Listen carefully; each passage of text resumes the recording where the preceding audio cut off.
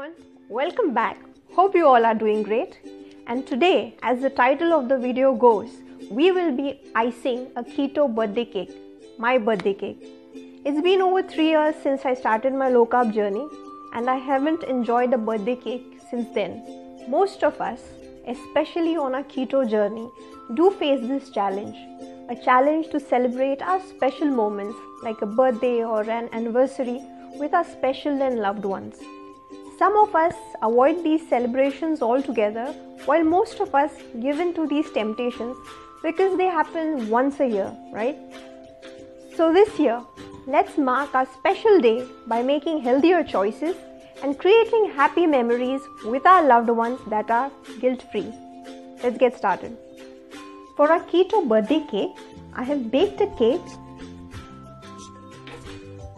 The recipe of this you will find in the description box below. And now I'm going to soak it with simple syrup. For that I'm going to take 100 ml of warm water, half a teaspoon of liquid sweetener of your choice, and half a teaspoon of instant coffee powder. Now add our half teaspoon of sweetener and instant coffee powder. Now coffee and chocolate go very well together. They bring out each other's flavors. So now I'm going to pour this on our chocolate cake. I have cut the top crust off of the cake and I have cut it into 2 slices like this. You can see the texture, how beautiful it looks. And now I'm going to soak it with our simple syrup. Lightly drizzle it. You just need to moisten the cake. The cake is already pretty moist, so you don't want it to get too mushy. Just a little on the sides. That's it. On the other side as well. Cake is completely cooled before I have drizzled it with the simple syrup. Now I'm going to let this sit aside for around an hour. In the meantime, let's make our icing with some chocolate ganache. For our chocolate ganache, we require 200 grams of dark unsweetened chocolate, 1 teaspoon of any liquid sweetener of your choice, and 200 ml of fresh full-fat cream. Now in a glass bowl, I have added our chocolate. To this I am going to add our cream. And I am going to microwave this for around 30 seconds or till the chocolate melts. I have microwaved the chocolate for around a total of 40 seconds. The smaller the pieces are, the quicker your chocolate will melt. Now I am going to mix it in. You can see the chocolate is already melted. Whisk it properly so that there are no lumps. Now as you can see, our chocolate has melted beautifully and it mixed up well with our cream. You can see a nice ribbon like consistency to this. Now to this I am going to add half a teaspoon of our liquid sweetener and mix it in well. Now I am going to let this sit aside at room temperature for 30 minutes so it will thicken up a little more and it will be easier to ice our cake with. And this is how our icing looks after 30 minutes. In case if it's too runny, put it in the fridge for around 15 minutes so it hardens up a little. You need to be able to spread it onto your cake. Now I'm going to drop our ganache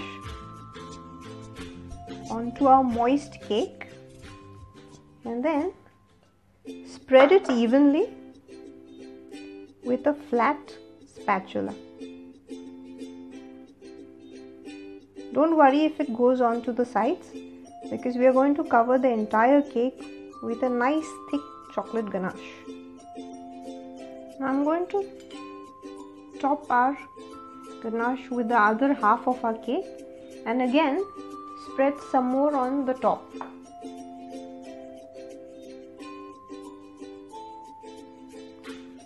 Just make sure the layers are even, it's not tilted in any way, and then spread the ganache on the top layer as well.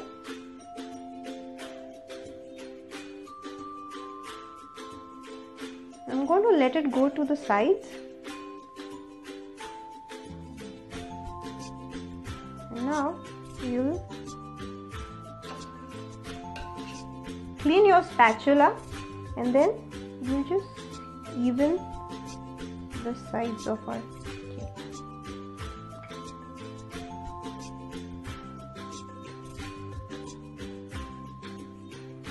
Just keep your spatula straight and rotate your plate.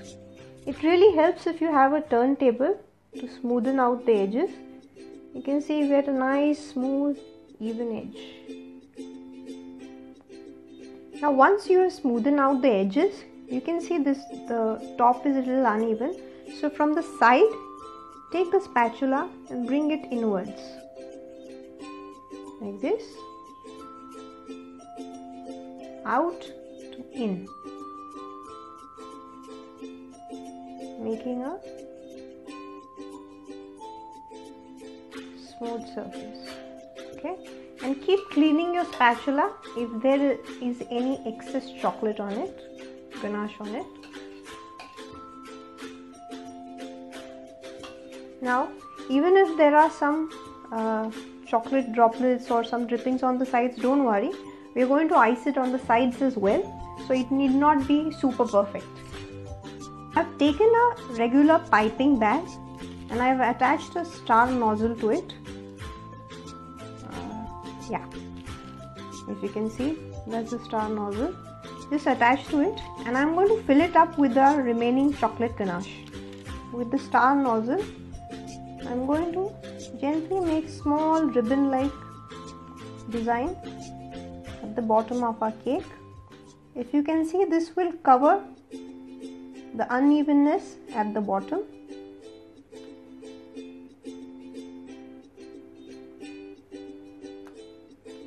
Keep a steady hand and slowly keep rotating your turntable.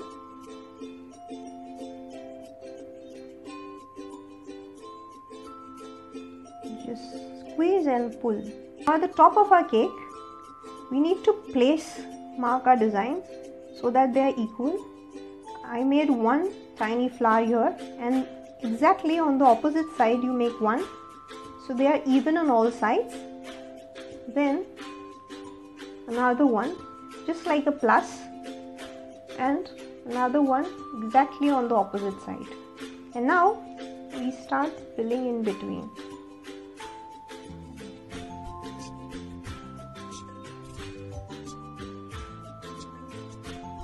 And now in between these two, and in the center, little on the lower side, I have just added 3, and I'm going to add some fresh cherries to it. You just make it look so beautiful.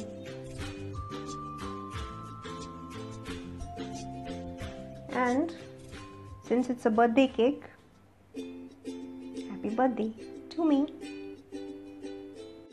Now I'm going to let this set in fridge for another 2 hours before I indulge. Hope you liked the video. Enjoy!